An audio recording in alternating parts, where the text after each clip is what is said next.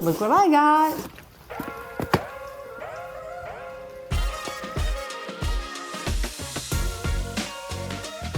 I just love talking about these seeds. Okay. How's it look? It's good. Yeah? Okay. This is my 2024 seed haul. I have a lot of mixed feelings about haul videos. Like, I don't really want to encourage people to buy things that they don't need, right? These seeds are seeds that have been working for me and my family for a couple of years, so I'm excited to share them with you. They are from Johnny's Seed Company, and they are an employee-owned company. So I'm proud to buy their seeds. The truth is that Johnny's is a little bit more expensive than the other brands. They do sell to a lot of farmers and professional growers. You know, I'm sure that their seed is very high quality. I'm willing to pay a little bit more so that I can buy from a company that is employee owned. So this year in my raised beds, I'm gonna be growing mostly native plants. I don't have a ton of space for vegetables this year.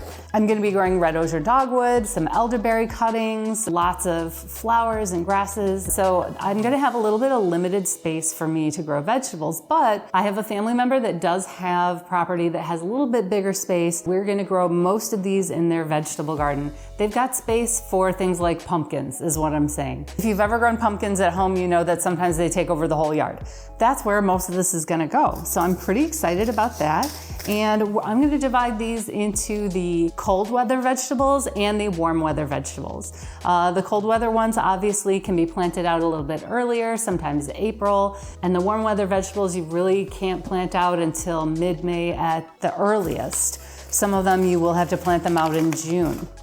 So let's go ahead and take a look. We have Sora radishes. Now these seed packets don't have pretty pictures on them, but I am gonna go ahead and put a picture up here so you can see what they're supposed to look like. Radishes are great. This one is a radish that's heat tolerant, and that's fantastic because our weather turns really fast here in the Midwest. I've also got Calypso Cilantro. I need lots of cilantro because cilantro goes to flower really quickly and the flavor changes into something that I don't like. You have to continually sow cilantro every 2 or 3 weeks. So I got like a big packet of cilantro. So that one's a little bit bigger than the rest. There we go. This Calypso Cilantro is also supposed to be the slowest to bolt, meaning the slowest to go to seed or to send up a flower and change its flavor. Next up on the list, I have lizard spinach. This spinach does really well for us here because it doesn't bolt in the summer.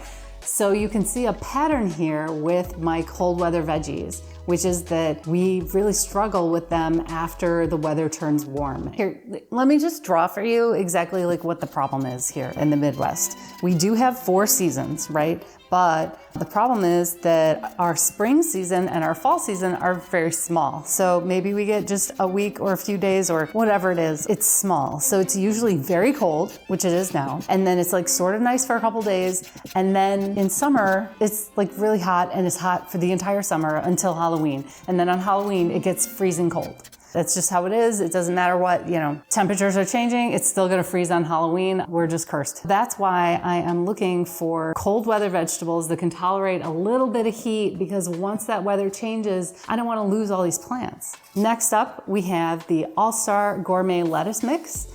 This is just a nice baby leaf lettuce kind of mix. They've got red lettuce, green lettuce, romaine lettuce, all different kinds of lettuce in here. It's just a nice mix. And you can cut them and harvest them several times, which is really nice. They're not for growing head lettuce necessarily, but we don't really do that. It's a challenge to grow lettuce here. And then my last cold weather seeds are gonna be these Avalanche snow peas. I just love the name Avalanche because it just makes me think about just an avalanche of snow peas coming at ya. These are fantastic. My nieces love the snow peas. They're very easy to grow, but here we do have lots of squirrels, chipmunks, and like other little mammals.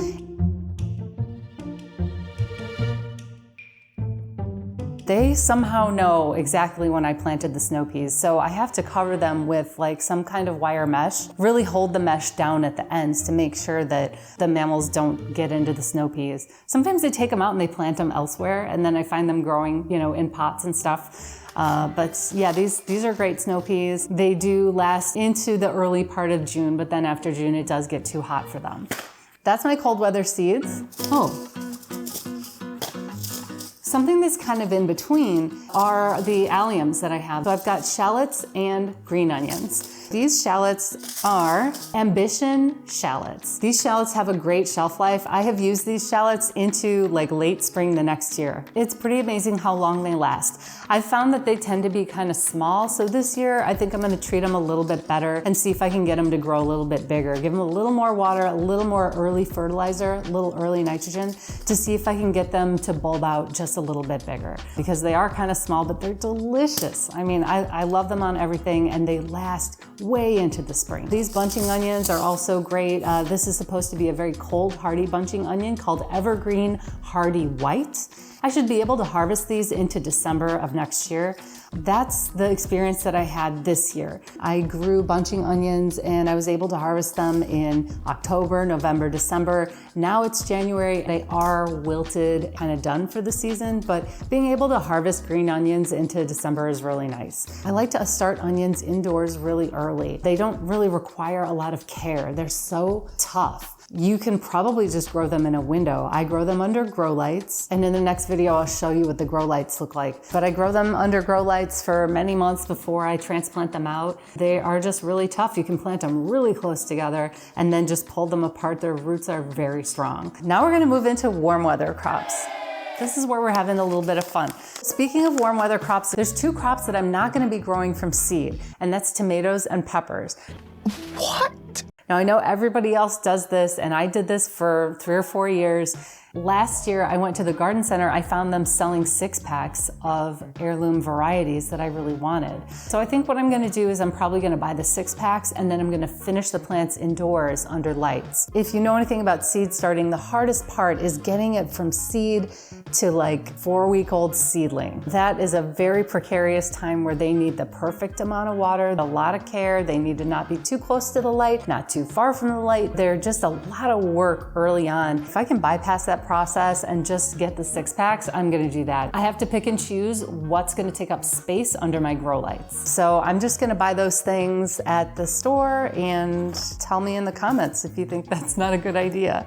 Okay, next I've got these Renegade pumpkins. Super excited to grow these. They're supposed to give you nice round medium-sized pumpkins that you can carve into a jack-o'-lantern, but they're not the huge ones. The issue with me for pumpkins is that they just take like 110 days to grow. And that's fine, but there's a lot that can happen in that 110 days. We can have pests, we can get bugs. I really wanna make sure that I get a pumpkin that's gonna grow in a shorter amount of time, that's not gonna be so huge. These just look perfect. They look like these perfect little jack-o'-lantern pumpkins. The website says that they're perfect for the farm stand if you're selling at a farmer's market, something like that. Eager to try Renegade pumpkins. Tuscany basil. If you've never grown lettuce leaf basil, you're really missing out, because I love lettuce leaf basil. Imagine it's like basil with really thin leaves, and then they're crinkly, and they're just like they're huge. They're huge, crinkly leaves. They taste delicious. They don't have any bitterness to them. I really like the lettuce leaf basil. I love growing them, and I bought a ton of them so that I don't have to worry about running out during the season, which kind of happened to me last year. Let's see what else we have. Okay. Benari's Giant Mix Zinnias. If you haven't grown zinnias before, they're an annual flower with very large blooms, very showy.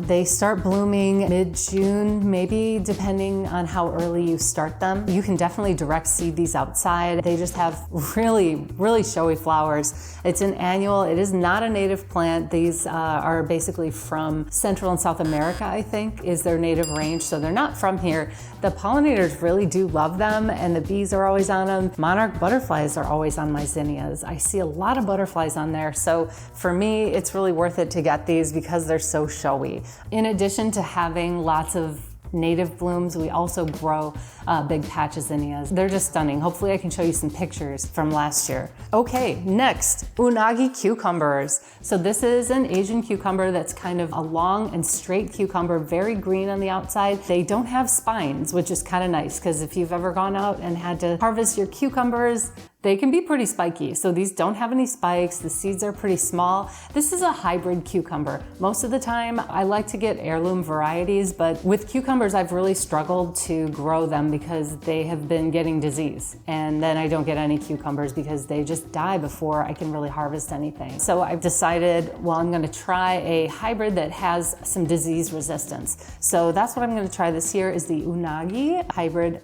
cucumbers. For my last one, I have purple haze carrots. A lot of times it's hard for me to justify growing carrots because, well, they're inexpensive at the grocery store. Let's just face it. It can be kind of hard to justify, but these carrots are a brilliant purple color. I love them. They're so delicious. They're purple. It's super cool. When kids come over, I always have them harvest the carrots because they love pulling them out because it's such a surprise when you pull out the carrot. Maybe you get a small one, maybe you get a skinny one, and the fact that it's purple just makes it really exciting. They love harvesting the carrots. I can't say whether or not they will eat the purple carrots. You know, disclaimer. So that's it. That's my seed haul for 2024 in the veggie garden. If you're looking to grow plants from seed, you might want to check out this video next.